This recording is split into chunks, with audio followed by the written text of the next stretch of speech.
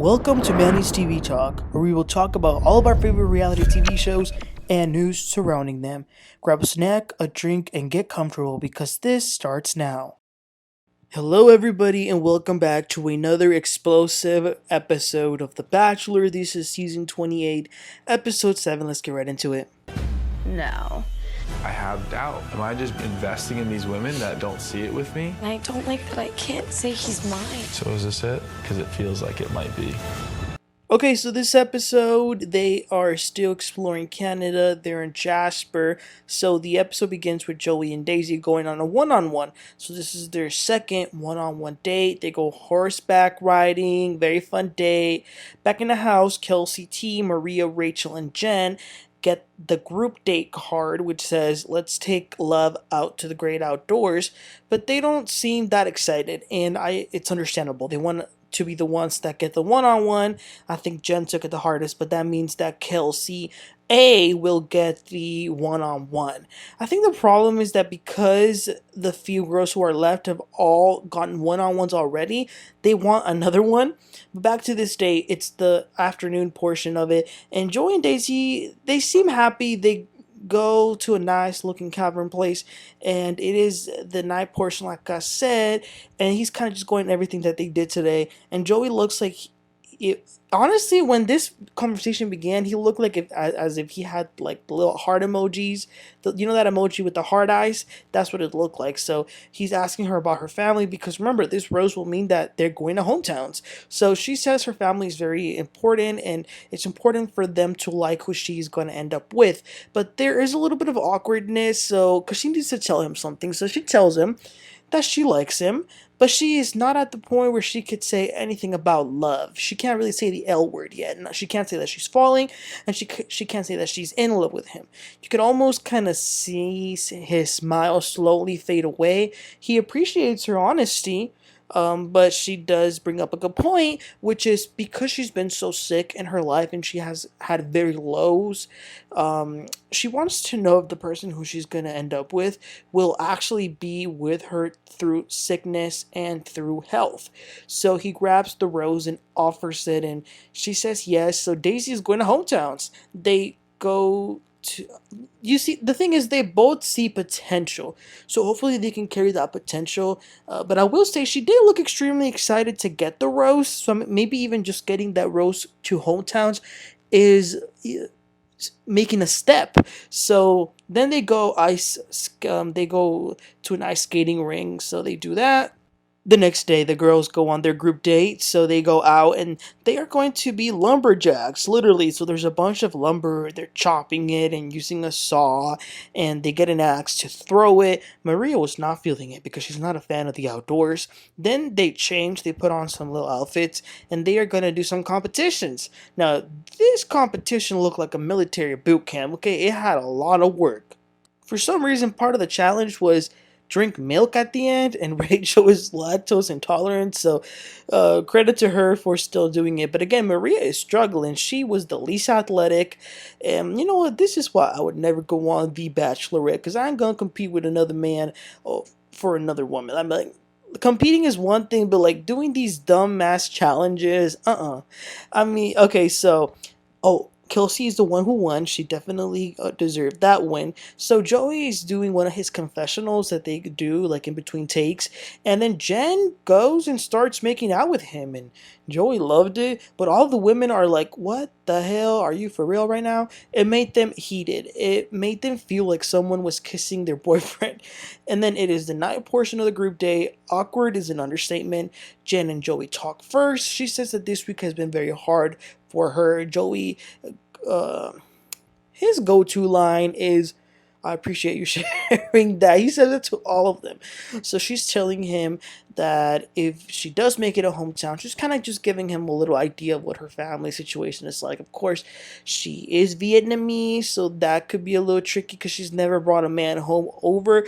And I, it made me think, as a child of an immigrant, a lot of our cultures, I didn't think about it, but we usually don't bring people to meet our parents unless like we know for a fact that's the person we're going to marry.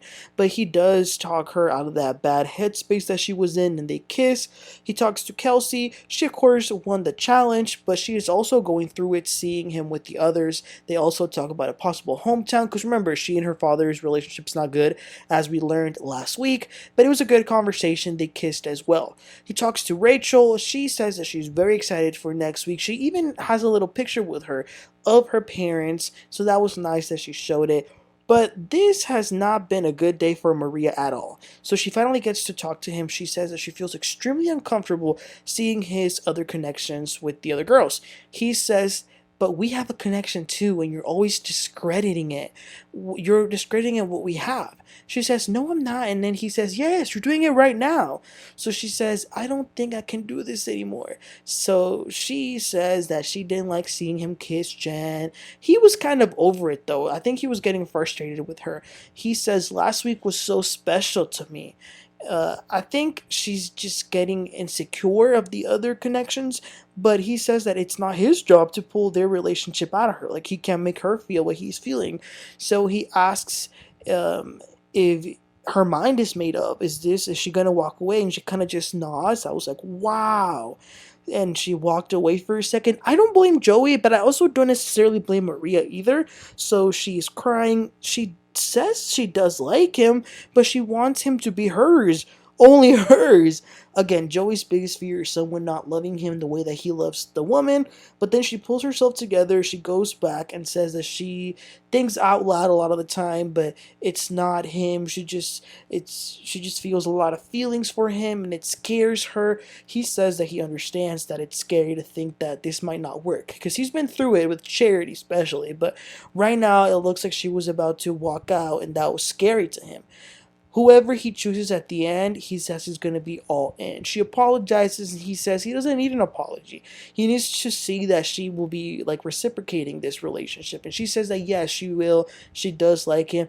Then she's kind of being playful, like her playful, petty self. She's like, I'm not going to kiss you because you kissed her.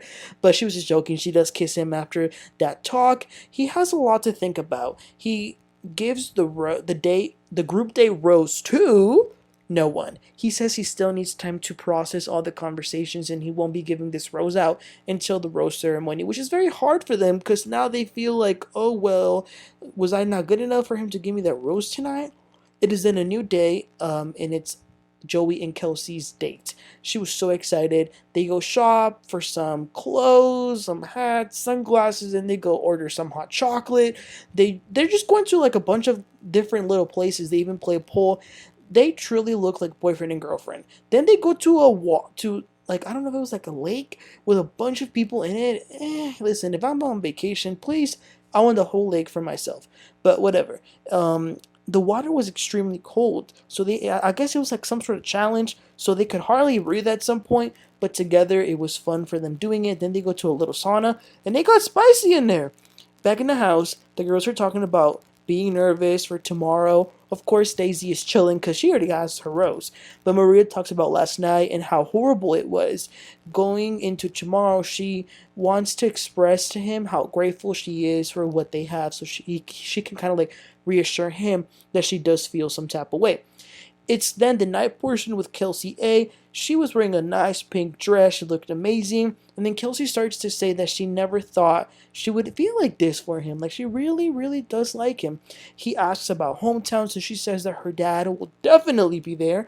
Her siblings as well. It's really sad. As we know, her mom passed away, and you can see it still hurts her so much. And I mean, how could it not, So she starts to cry. It was so sad. And then, she kind of changed the conversation. She asks him what advice did Joey's dad give him when he joined the Bachelorette, and of course now that he's the Bachelor. So they have a very emotional conversation, and I think this girl is definitely going to be in the top two. He offers the rose and she accepts. Not only do I see them engaged, I'm going to be honest, I see them as husband and wife. The next day, it is the day for the rose ceremony. So first things first, the cocktail party. But you guys, Jesse walks in and he says there's not going to be a cocktail party. That sucks for those 4 that went on that group date. Because remember, no one got a rose. So they were hoping that this was going to be the opportunity for them to talk to him and solidify certain things. But now they they don't have a chance to. So they go straight to that rose ceremony. There's only 2 roses to give out. Joey walks in and he says that it's been one of the hardest weeks, but he's confident that his wife is in the room. But then, you guys, he says that he wants to talk to Maria. That's kind of unfair to the others, not gonna lie, because, well, yeah, but he pulls her aside and he basically says that he wants to be sure that she's confident in what they have. And she says, her insecurities got the best of her the other night, but she likes him a lot and she won't run away. So they go back to that rose ceremony, and the first rose goes to Rachel. Wow, that surprised me. I thought she was leaving, to be honest. And then the second one goes to Maria. No surprise there, but wow, Kelsey and Jenn are gone. Ugh, I like both of them. I really did. And Kelsey is just gorgeous. And Jenn, she was so creative and truly put so much effort in this journey from the very first night to the end of this. So that was sad. But you know what? These two girls are very attractive. They have great personalities. So I don't worry about them not being able to find someone out there. I'm sure they will. So the final four then are Daisy, Kelsey, Rachel, and Maria. Wow, they're going to go to hometowns, and this is going to be a huge step, but the journey is coming to an end pretty soon. So yeah, you guys, this was the end. What are y'all's thoughts about the little chat that Joey and Maria had? What did y'all make of that? And what did y'all think about Jenn and Kelsey going? Did any of those decisions surprise you guys? Let me know in the comments. Please don't forget to like and subscribe, and I'll catch y'all next time. You have a great one. Bye.